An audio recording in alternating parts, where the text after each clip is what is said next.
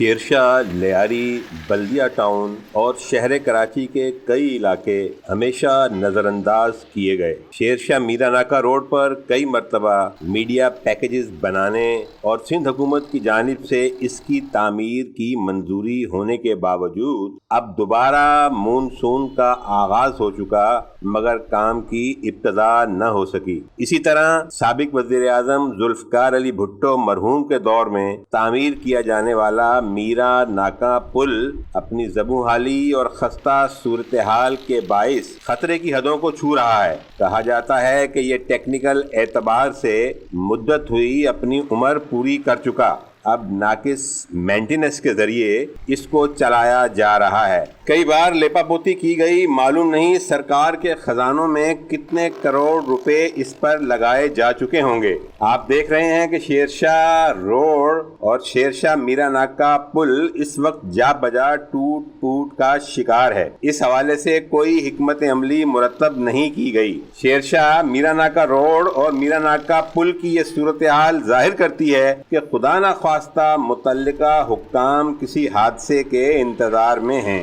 جیسا کہ افسوس ہمارے ہاں ہوتا چلا آیا ہے کہ جب تک کوئی مر نہ جائے، جب تک کوئی جانی مالی نقصان نہ ہو جائے، تب تک ان ظالموں کے کانوں پر جوں تک نہیں رینگتی۔